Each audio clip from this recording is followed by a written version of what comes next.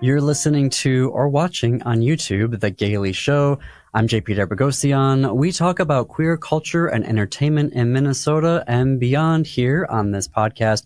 Coming up this Sunday, February 25th, is the Queer Rights Book Fair, organized by Twin Cities Pride and hosted by Urban Growler Brewing. From 12 to 5 p.m., you can meet local queer authors and connect with queer-friendly bookstores. I met with Kelsey Alto to talk all about it. Well, Kelsey Alto, welcome to The Gaily Show.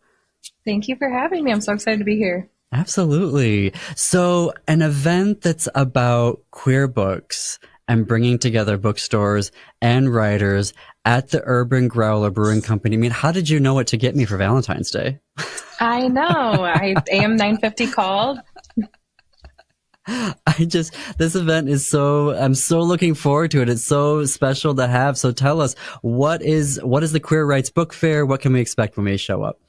Yeah, absolutely. So I'm Kelsey Alto. I'm the director of programming for Twin Cities Pride.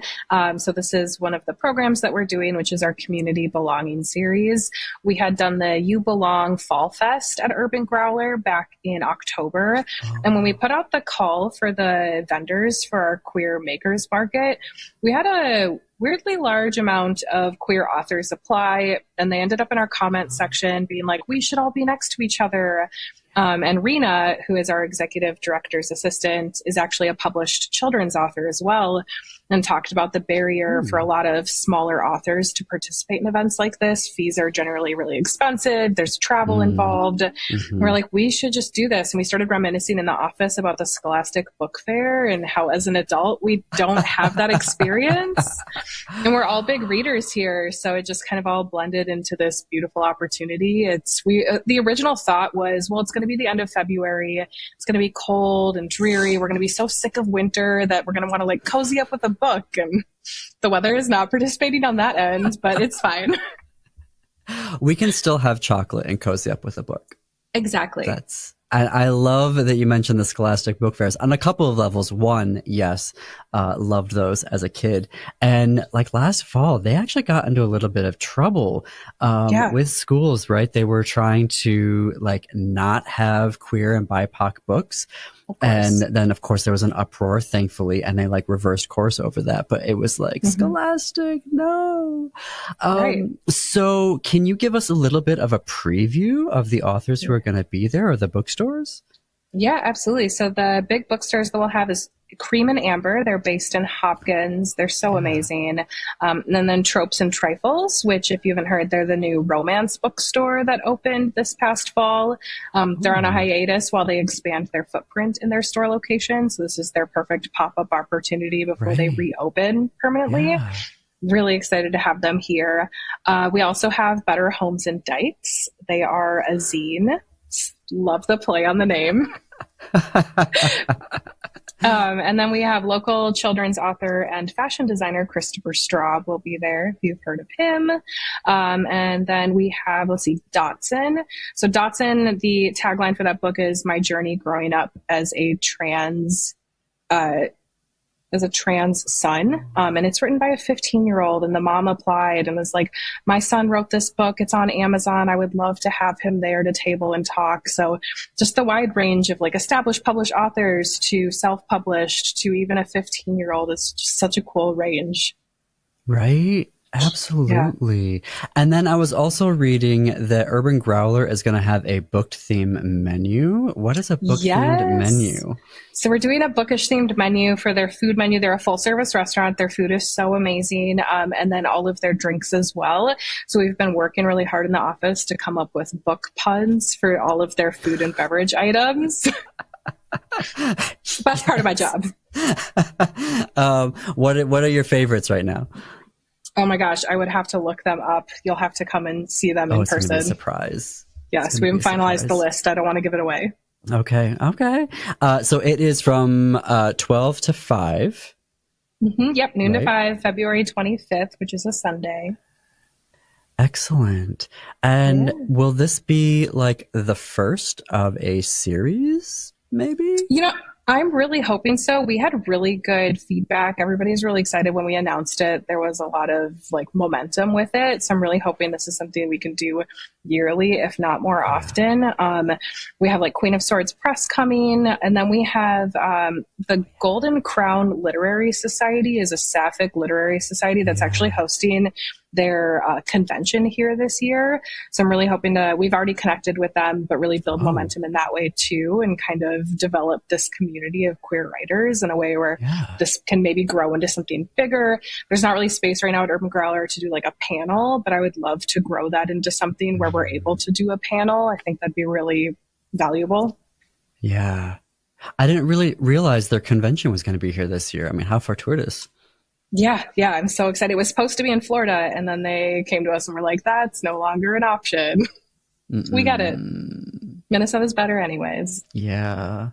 I know. How do you feel about that? I mean, working at Twin Cities Pride, where like obviously, you know, we're amazing in Minnesota and all the strides, right, Yeah. that we've been making. And we want folks to Yeah. come here and being a trans refuge state and all of that. And then it's like, how do we deal with states like Florida and Texas and Idaho I know. and I feel Missouri? like Oh my God, Missouri.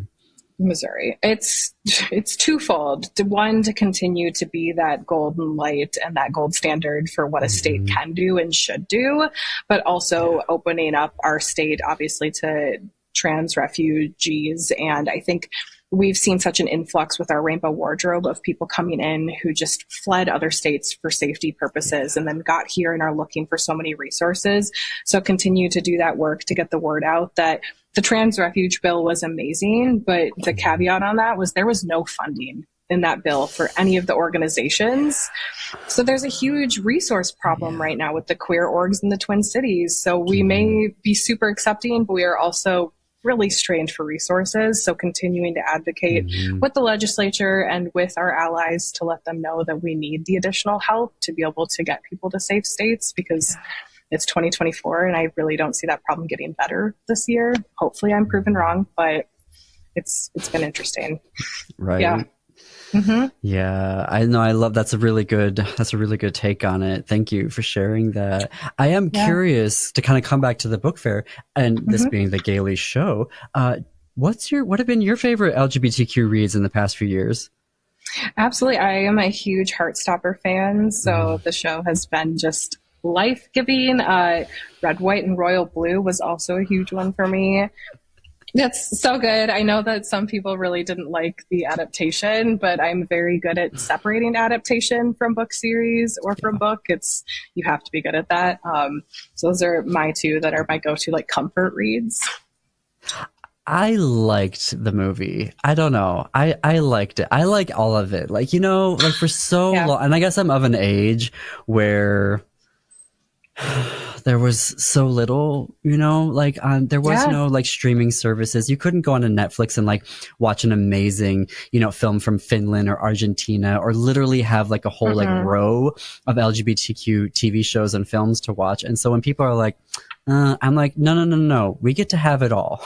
We get to have it all. We get the Hallmark weird, cheesy Christmas movies now, and we get the All of Us Strangers. You know what I mean? And we get the Heartstoppers and the Young Royals. Like we get it all. And it's so important too from a representation standpoint. So I'm bisexual, and that is something I did not realize until later in life. And I feel like if I had seen representation or even knew what that was earlier, I would have been able to put a word to it, a label to it. And if there had been any type of like sapphic literature that I had come across, or if it was more easily accessible, I think I would have like had an easier time with my identity in my 20s, which wouldn't we all love that? I know, right? Like when I watch Heartstopper and read the novels, on the one hand, I'm like jealous. Right. Do you get jealous? Like sometimes I'm like, darn you. And on the other hand, I'm like, yes, this is progress. And there's some things that I you know, read or watch and I'm like, oh, we're still dealing with that. But there is this little bit of jealousy that I have where I'm like, I wish I could have had this when I was a kid. Yes, it is, but it's also, it feels so good. So I have a friend whose daughter had come out to me and was like, well, I like girls. And I was like, girl, me too. That's amazing. Like normalizing it, not making it this like serious sit down conversation of just like, heck yeah, high five. There's more than just you. Right. It's important. Yeah. So important. So important. And I know that there are still folks that who reach out to us either for, the Gaily show or this Queer Book Save My Life, our other show from outstate Minnesota and sort of, I want to like more rural areas, non-urban areas that are still kind Yeah. of feeling this, and that representation, particularly on like streaming services and ebooks, can be so life-giving because they can also, Yes.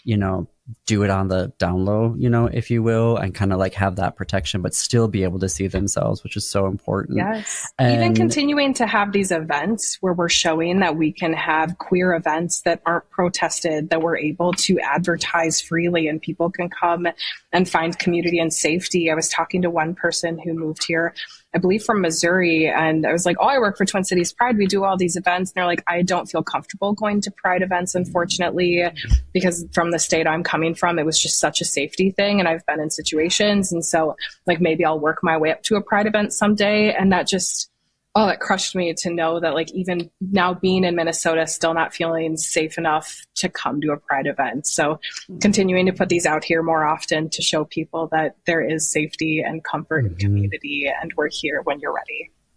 well, I love that. So it is the Queer Rights Book Fair, Sunday, Yes. February 25th from 12 to 5 p.m. For more information, head to Twin Cities Pride's Facebook page. Are there any reservations? Like, do people need to like RSVP on Facebook? You just No, be there. show up whenever you want. Come, bring a book, bring friends, grab some food, make new friends. Yeah. And there's also more details on Urban Growler's website. And the Gaily show, we will be there, right, as well. So you can stop by, say hello to us, and we'll have some book recs and some other like AM 950 swag to hand out as well. So, Yay. Kelsey, I hope this is just the first time that we're going to be talking. Anytime you've got events coming up, book or otherwise, you are a friend of the show, and we can't wait to talk to you again. Thank you. Thank you so much for having me. For more information, head to urbangrowlerbrewing.com. Also, you can visit Twin Cities Pride's Facebook page. So I thought I'd share my thoughts, a mini review, if you will, of the first few episodes of Feud, Capote versus the Swans. I think that Tom Hollander is doing a decent job portraying Truman Capote. Truman was such a larger-than-life character with a distinctive voice that it would be really easy to kind of slip into caricature. But I think, on the whole, Tom avoids that. Would I have preferred to see the artistic vision of a queer actor portraying one of the biggest out queer authors of the 20th century? Yes. Truman was out at a time when not a lot of folks were, and he was celebrated, so I can't help but wonder what artistic choices and what sensibilities a queer actor might have brought to the role. But that being said, in the first few episodes that I've watched, I feel like Tom Hollander has largely avoided the cultural biases and stereotypes that other straight actors might have brought to the role. I think the hardest part of Feud is that there are too many characters.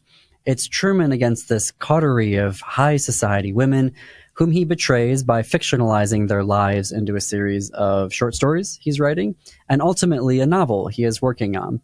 All of the Swans are impeccable and compelling, and Naomi Watts, Demi Moore, Diane Lane, and Chloe Sevigny are doing fascinating work with each of their characters. But with so many Swans, it has been hard to get to know any of the relationships deep enough to understand the stakes of the feud.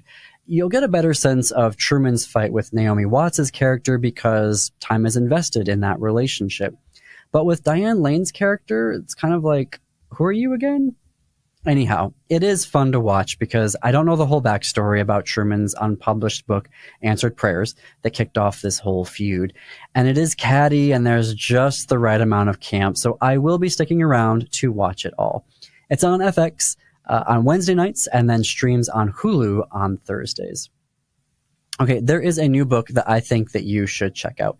It's called Bugsy and Other Stories by Raphael Frumkin, and it just released on February 13th. This one looks like it's going to be a wild ride through a collection of stories that explore queerness and neurodivergence and sexuality and self-discovery. It's 5 genre-defying tales that I think you could say you're going to find either hilarious or unhinged. In the title story, rather, a queer young adult navigating bipolar disorder drops out of college, drifting between a fast food job and dodging his mom's texts. Joining a group of sex workers and BDSM films leads to some pretty radical freedom, love, and community. Other stories introduce us to a psychiatrist whose carefully ordered life is disrupted by an Alex Trebek-like voice, and an e-girl celebrity courted by a delusional fan. It's out now, available in bookstores and at our bookshop, bookshop.org/shop/thisqueerbook. Well, that's our show for today. Thanks for listening. We'll see you back here next week.